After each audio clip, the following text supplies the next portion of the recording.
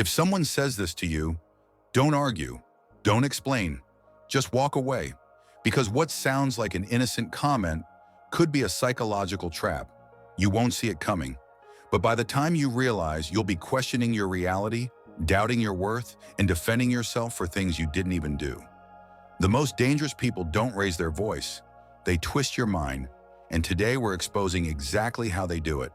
No fluff, no overthinking, just the brutal truth. These red flags are quiet, but if you miss them, they will cost you your confidence, your time, and your peace of mind.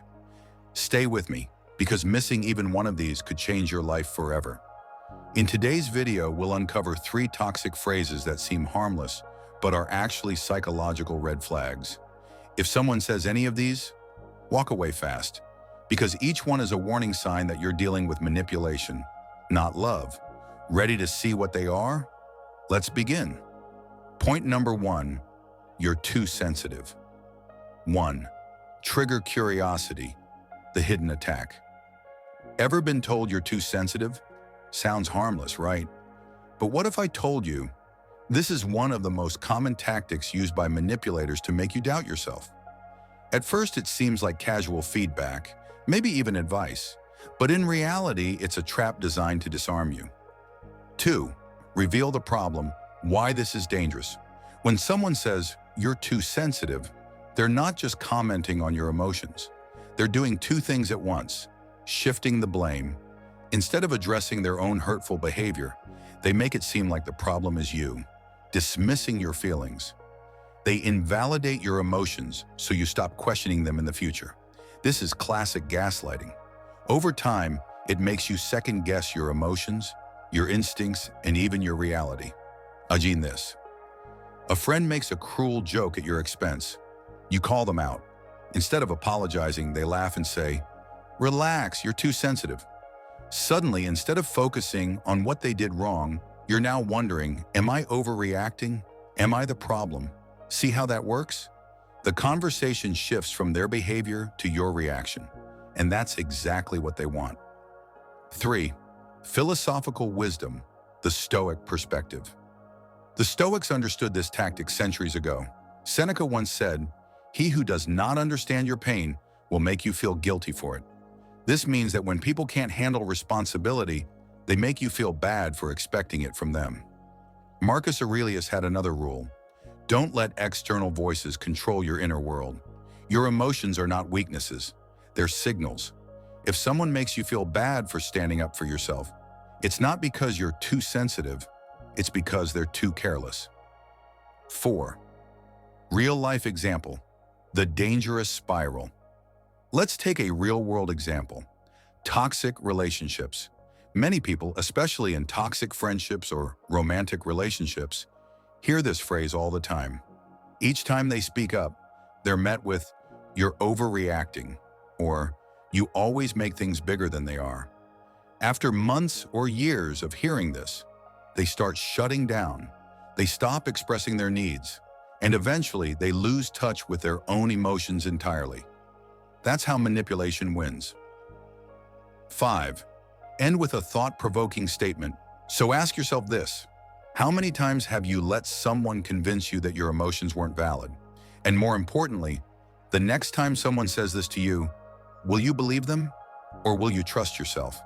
If someone always dismisses your feelings, they don't respect you. And if they don't respect you, why are you still listening? Point number 2, no one else has a problem with it. 1. Trigger curiosity, the hidden manipulation. If you ever speak up and they say, no one else has a problem with it, pause.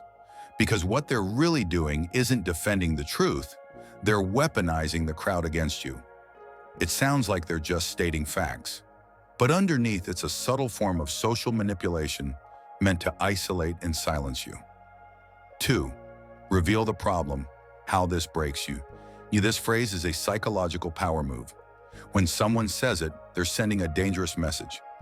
Everyone is fine with how I treat them, so if you have a problem, maybe you're the problem. It plants a seed of doubt inside you. Instead of staying firm on what you feel, you start wondering, am I overreacting? Maybe I'm the only one too sensitive. What if I'm just difficult? Suddenly, you're not questioning their behavior. You're questioning your own sanity. And here's the truth they won't admit. Just because others tolerate something doesn't mean it's right. The crowd isn't always wise. Sometimes they're just silent because they're afraid to speak up, just like you almost were. 3. Philosophical wisdom. Think like a Stoic. Epictetus once said, "Don't look for the approval of the crowd. Seek the approval of your conscience." In Stoic thinking, truth doesn't become truth because others agree with it. It remains truth even if no one else sees it yet. You have the right and responsibility to act based on what you know is right, not what others pretend is okay. Don't be fooled by the illusion of agreement. The worst kind of manipulation is the one that makes you feel alone in your values. 4. Real-life example. The workplace trap picture. You're in a toxic job. Your manager constantly disrespects boundaries, makes demeaning jokes, and overworks the team. You speak up and say, "This isn't okay," and their reply, "Well, no one else has a problem with it." Now you feel exposed. Is it just you? But what you don't see are the others. Quiet out of fear. Maybe you're not weak. You're just the first to be strong. This phrase is how bullies stay in power, by making sure their victims feel alone. 5. End with a thought-provoking statement. So ask yourself, are you really the only one who sees the truth? Or are you just the only one brave enough to say it out loud? Because the moment you stop trusting your voice is the moment they win. Point number 3, I'm just being honest. 1. Trigger curiosity. The lie hidden in honesty. When someone hurts you and defends it with, "I'm just being honest," what they're really doing is hiding a dagger behind a smile. Sounds noble, right? Honesty is supposed to be a virtue, but this phrase is often twisted into a weapon, not to reveal truth, but to control, shame, or belittle. 2. Reveal the problem. Brutality disguised as truth. Here's what's really happening. They're not giving feedback. They're masking cruelty as courage. Instead of telling you something helpful, they're trying to cut you down while sounding righteous. Example, "You look tired today, I'm just being honest." "You're not as smart as you think, I'm just being honest." That's not truth. That's disrespect dressed up as honesty. The goal? To chip away at your confidence and leave you unsure of your own worth. And the worst part? They want you to feel guilty for reacting. If you get upset, they'll say, "Wow, can't even handle the truth?" It's not that you can't handle the truth. It's that you're refusing to accept abuse disguised as honesty. 3. Philosophical wisdom. Marcus Aurelius filter. Marcus Aurelius believed truth should always come with compassion. He wrote, "When you speak, let it be only what is necessary, and spoken with kindness." Real honesty uplifts. It gives people clarity, not wounds. So if someone constantly tells it like it is, but leaves you feeling worse every time, they're not being honest. They're being hurtful. 4th, thought-provoking. Closing.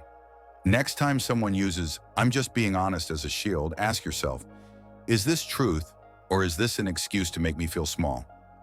Phrases like, "You're too sensitive," "No one else has a problem with it," and "If you really cared, you would," are not harmless comments. They're subtle forms of manipulation designed to undermine your confidence and control your response. Recognizing these red flags is a critical step toward emotional freedom. But awareness alone isn't enough. The real test is in your response. Will you internalize the guilt, or will you stand your ground with clarity and courage? Remember, staying silent may avoid conflict in the short term, but setting boundaries is what protects your long-term peace. The choice is yours. Choose self-respect. Thank you for watching. And remember, sometimes walking away isn't weakness, it's wisdom. If you want to go deeper, discover the 5 tactics toxic people use to identify and manipulate their next target. Watch this next. It may change how you see the people around you forever.